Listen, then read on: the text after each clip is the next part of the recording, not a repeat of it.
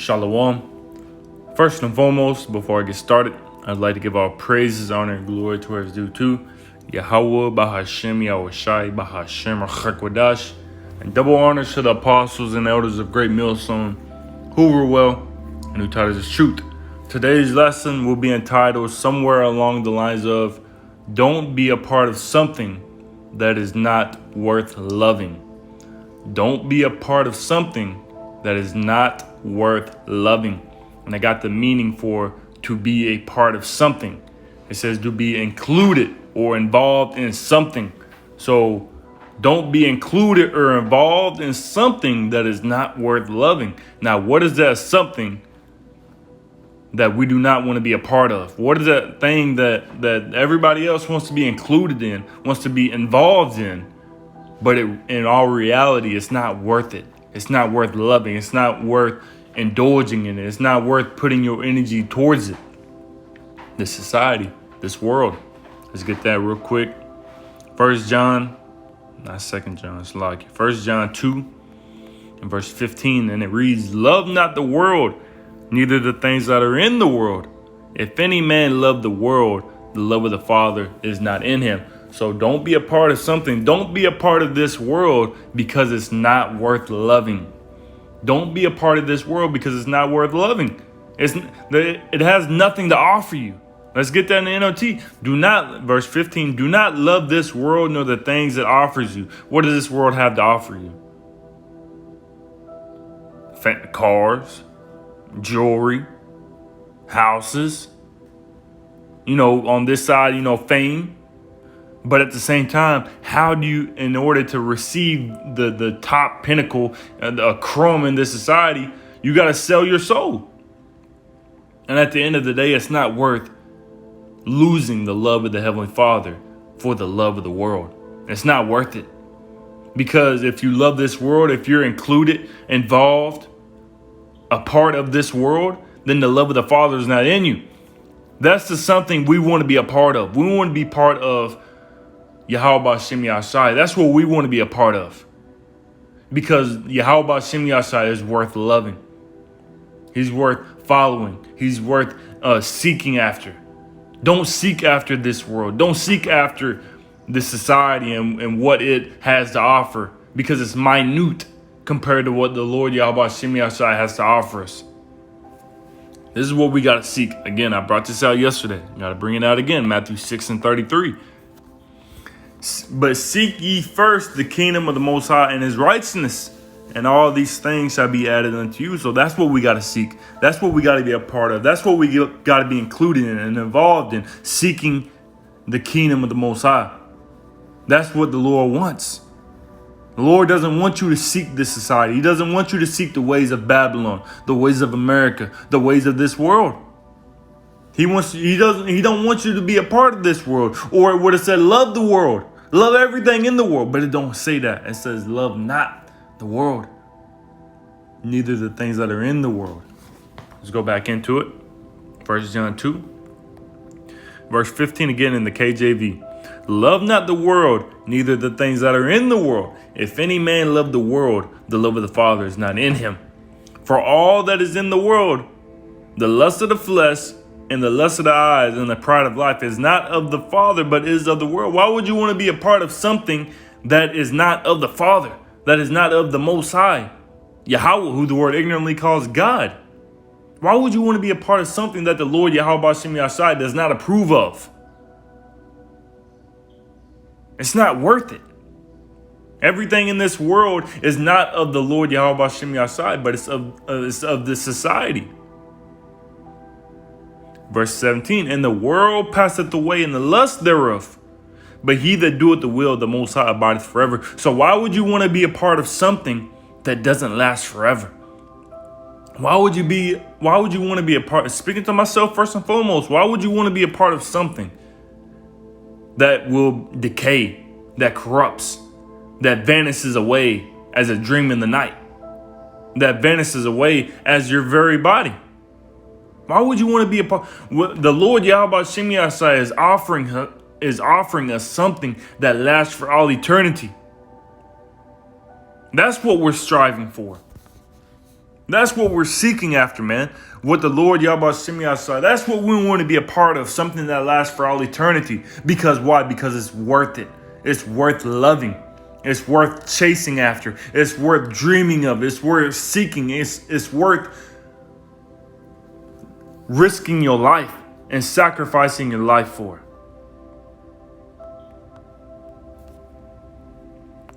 This in John, I believe it's John.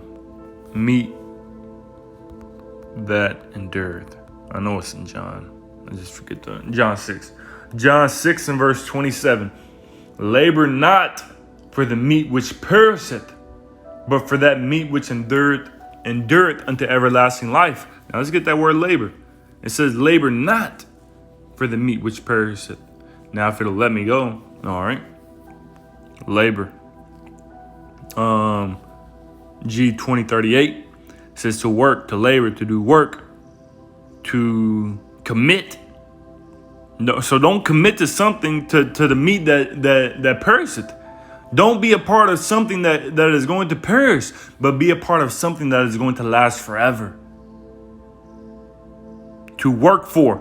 Don't work for something that is going to be decayed, that is going to pass away and vanish, that is going to corrupt, that is going to mold.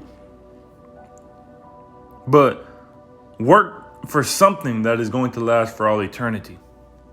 John 6 and 27. Labor not for the meat which endureth, labor not for the meat which perisheth, but for that meat which endureth unto everlasting life, which the Son of Man shall give unto you.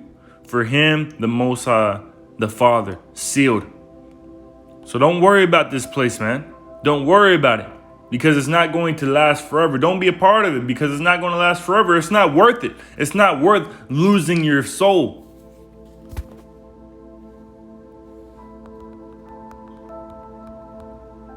Let's get that. Matthew 16 and verse 25, and we'll get in the NLT. And what do you benefit if you gain the whole world but lose your own soul? Is anything worth more than your soul? So if you gain the world, which when you go into that word world is cosmos, going into the nation of Israel. So if you gain everything, status, fame, fortune, you gain the masses of the people, but you lose your soul, what's it worth? It's not worth anything. Everybody's looking up to you. If you gain all that, man, what's it worth if you lose your soul? That's not how the Lord Yahweh Shemi Asai wants us to be. He wants us to be humble, lowly, meek, waiting for the Lord Yahweh Shemi Asai. Don't be a part of something that is not worth loving. This world is not worth loving. The nation of Israel is not worth loving, because the majority of the nation of Israel is destroyed. They're gone. They're through. They're finished. It's not worth trying to be a part of this society and everything in this society if the Lord Yahweh Shemi Asai is going to destroy it anyways. It's not worth trying to be a part of the nation of Israel, trying to do what everybody else is doing, trying to be a part of the 2/3 and still thinking that you're going to be saved. It's not worth it, because it's all going to pass away. Let's go back into that 1 John 2, I think, and 16. Oh yeah, we finished it, but we'll get 17 again. 1 John 2 and 17. And the world passeth away and the lust thereof, but he that doeth the will of the Most High abideth forever. This is what we want to be a part of. We want to be a part of the will of the Lord Yahweh Shemi Asai. Because why? Because it's worth it. It's worth loving it. Because why? Because it endures forever. Why would you want to love something that passes away? Love something that endures forever, man. Store up treasures in heaven and not on earth. Store up for yourselves Maybe self. Oh, let's do store up.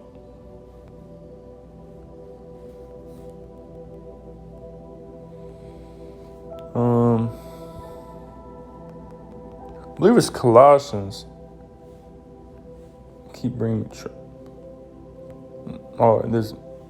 I know there's not more than that. Now it's bugging. Yeah, it was. Kept giving me Amos 3. Not Colossians. Matthew 6. Okay.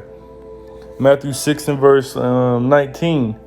And it reads, lay not up. It says lay not store up. Well, in the NLT it says store. All right.